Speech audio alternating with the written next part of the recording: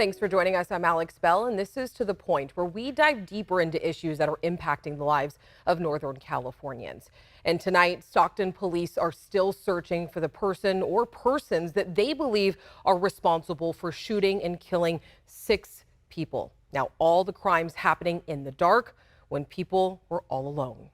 Police say the first known killing was on April 10th, 2021. A 39-year-old in Oakland was shot and killed at 4:18 in the morning. 6 days later, on April 16th, an unhoused woman survived a shooting at Park and Union Street in South Stockton. On July 8th, 2022, 35-year-old Paul Yaw was shot and killed in Stockton on Kermit Lane. Late this summer, on August 11th, 43-year-old Salvador DeBeauty Jr. was killed off West Lane near March Lane. On August 30th, just before 7 in the morning, 21-year-old Jonathan Hernandez Rodriguez was killed on East Hammer Lane near Tam O'Shanter Drive. On September 21st, 52-year-old Juan Cruz was killed on Manchester Avenue. And 6 days later, on September 27th, 54-year-old Lawrence Lopez Sr. was killed on Porter Avenue near Gettysburg Place. And right now, Stockton Mayor Kevin Lincoln is hosting a public safety town hall with community group Faith in the Valley. They are addressing concerns as the search continues for a possible serial killer. ABC 10 is there tonight, and you can also watch this on Faith in the Valley's Facebook page.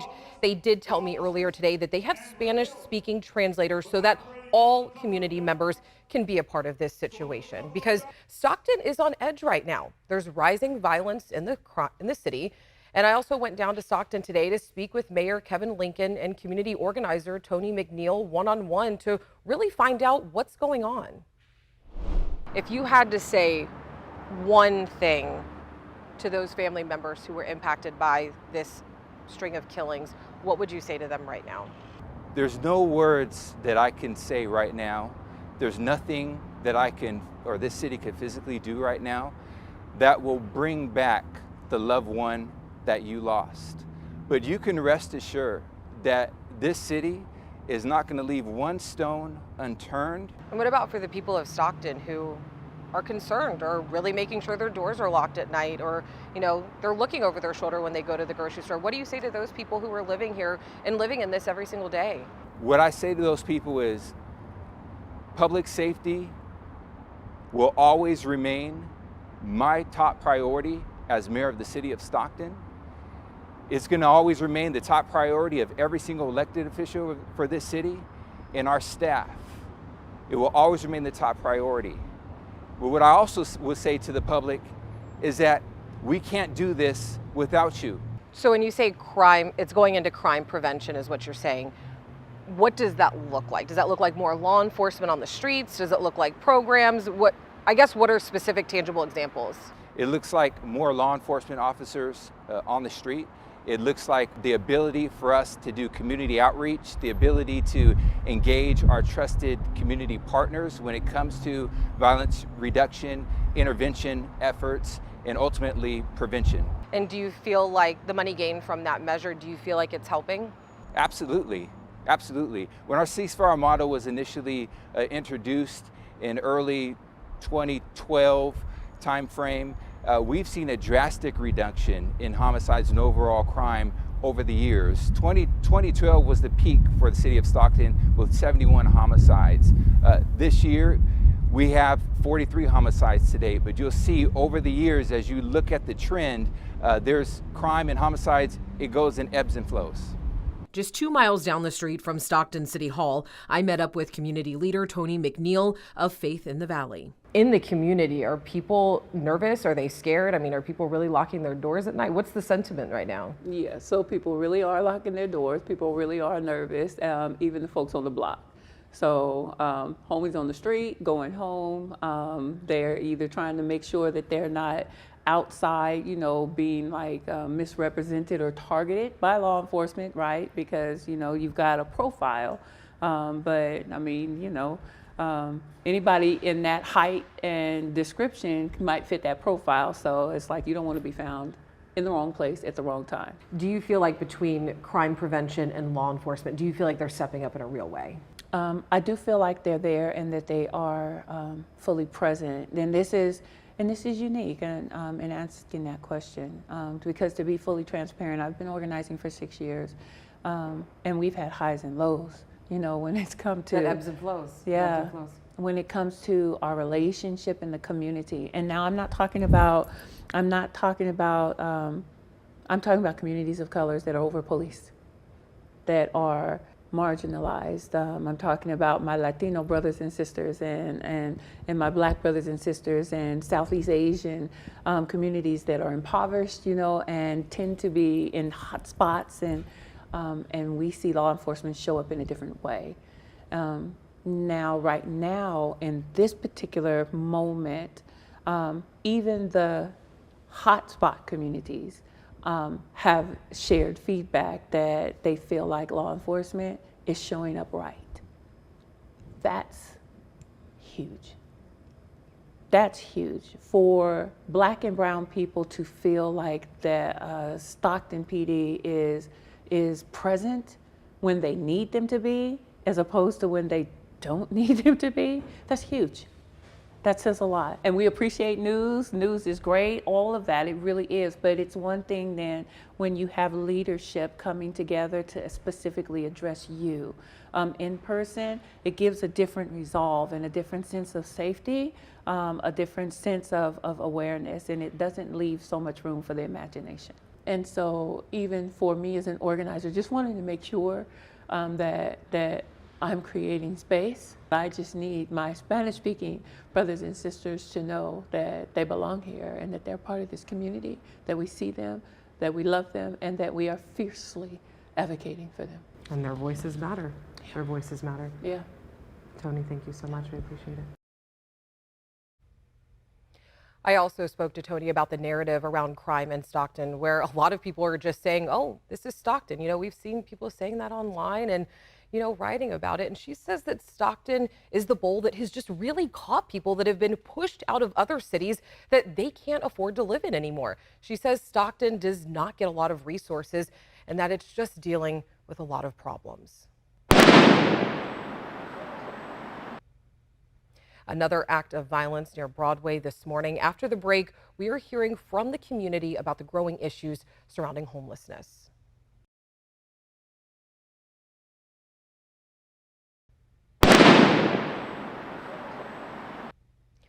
So that is the sound of a smoke bomb directed towards a tent off X Street in Sacramento this morning.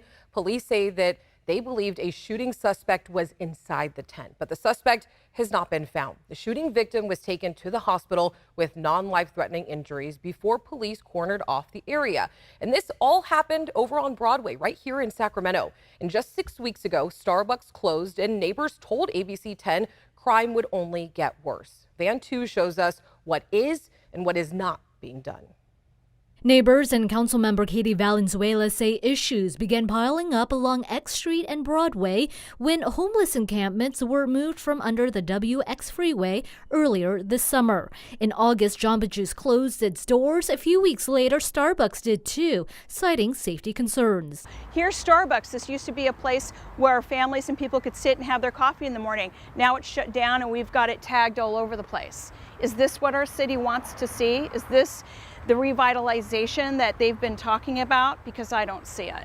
Land Park Community Association Vice President Christina Rogers says she isn't surprised Wednesday's shooting happened just a block away. Crime and drug dealing has exploded. Rogers says she and neighbors want to see a crackdown on crime and assistance to the unhoused. Was it a drug deal gone wrong? Or was this a homeless person who was trying to protect themselves from some sort of assault?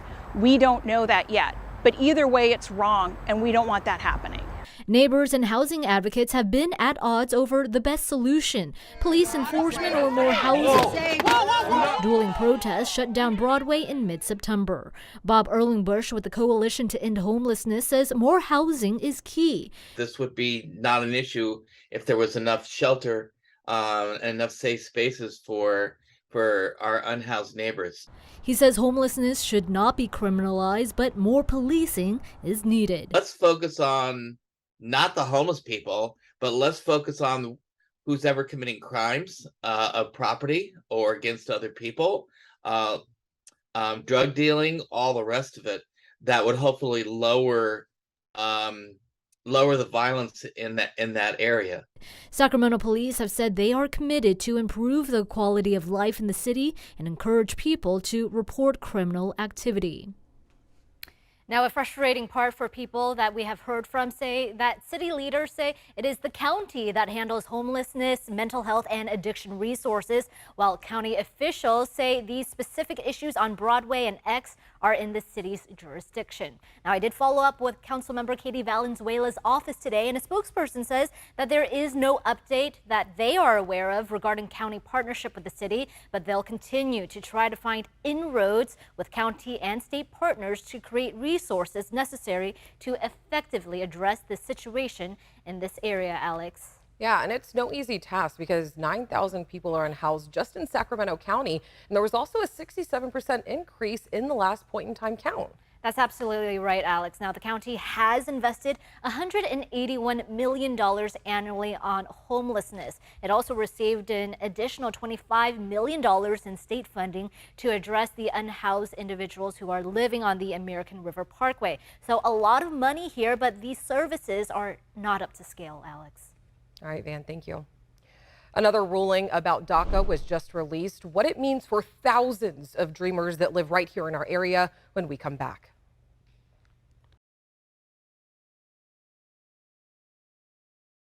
Just hours ago, a federal appeals court ruled that the Deferred Action for Childhood Arrivals program, also known as DACA, is unlawful. The program will continue for now for the over 600,000 enrollees, while a lower court reviews the changes that the Biden administration hopes to make to the program. The Department of Homeland Security moved to codify DACA into federal regulations back in August. And recent data shows that there are over 12,000 DACA recipients just in our area. The Sacramento metro area is home to an estimated 5,800 DACA recipients, and then over 3,000 live in the Stockton area. And then over in Modesto, there are nearly 3,000 as well. So how did we get to this point? Let's take a look at the program's decade-long history. The Obama administration first established the Deferred Action for Childhood Arrivals program, known as DACA, back in 2012. It was created through an executive action. DACA recipients, also known as Dreamers, have to renew their status every 2 years. The program does not provide a pathway to citizenship.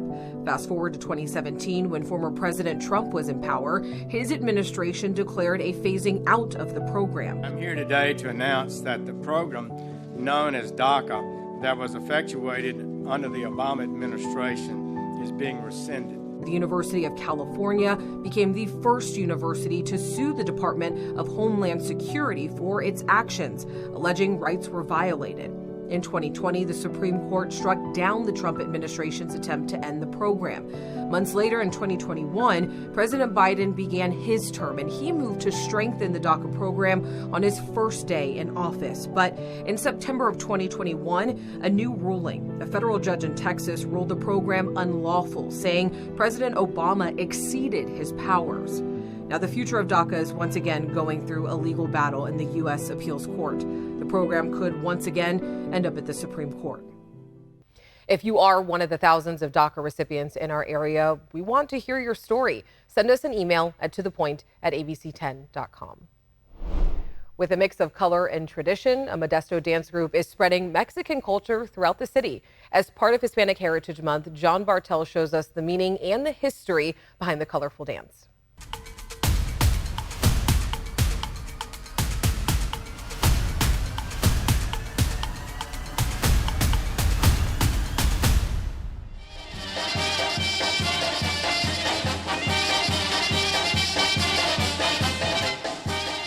Water, wealth, contentment, and health.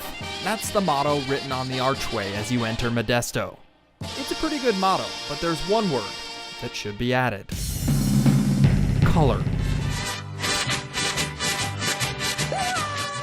Modesto has a colorful history, a colorful downtown, and a colorful mix of culture. We're out there constantly. I think they know us well.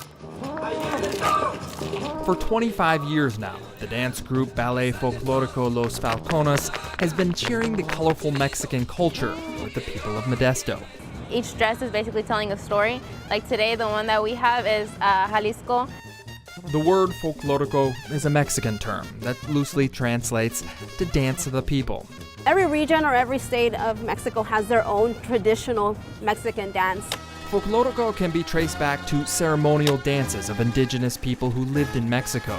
These dances were influenced by Spanish conquistadors from the 1500s and immigrants from Germany, France, and Asia in the 17 and 1800s who brought their own music and dance to different regions of Mexico during the colonial period. A lot of our parents, are immigrants, Mexico, and this is their first or second generation. They're kids. Here in Modesto, though, folklorico is a shout out to Mexican family origins and a step forward to an American future. More than keep them out of trouble, they keep them in track to go to the university. Laura Malagon started the group Folklorico Los Falcones 25 years ago, more out of necessity than want. San Modesto, there is a need of programs like this. While teaching English and Spanish at Fairview Elementary, Laura recognized a lack of cultural-based after-school activities. Some of her students' parents showed interest in folklorico, so she simply started a group. We do it for free. We want to teach the kids to get involved in the community, to learn, to give their time without expecting any money. Laura has always acted as a facilitator. Parents to teach the dance. Then, as time went on, former students like Natalie Aguilar and Fairview teacher Myra Martinez took over. It's more at the time when I was younger, I didn't value it as much as I do now. I didn't know the meaning or understand the culture of it at all. And now that I'm older and I got to understand my parents and what they had to do to be here, it makes me appreciate it a lot. Unlike other dance groups, Folklorico Los Falcones is free to join, free to perform, and free for the community to enjoy. You get nervous? Yes. Yeah, we do. Definitely nervous. But then when I get used to it, we get used to it when we dance. Folklorico in Modesto not only teaches kids to be excited about their cultural roots, it teaches them to be confident about it.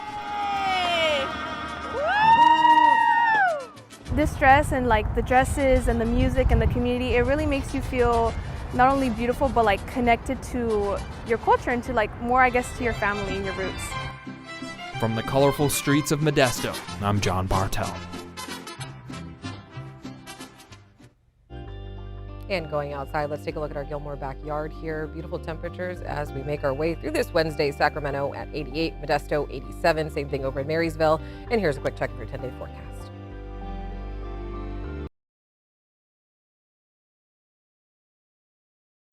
California is home to the largest Native American population of any state. Visit California is highlighting the state's more than 100 tribes through a new initiative called Visit Native California.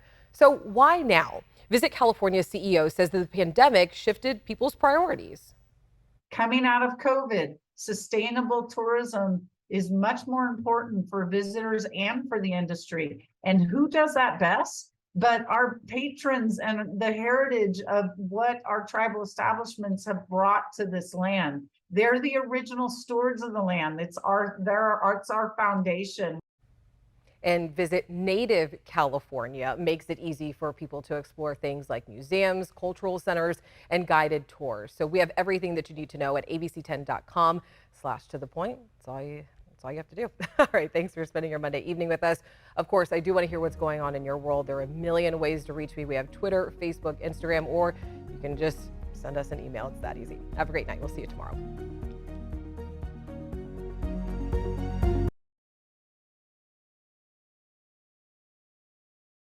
Hey, it's Alex. Just wanted to say thank you so much for watching. I really love hearing from everyone, and I hope that you'll stay in touch. Reach out to me on Facebook at AlexBellTV, or you can email me at tothepoint@abc10.com, or you can even send me a text message at 916-321-3310.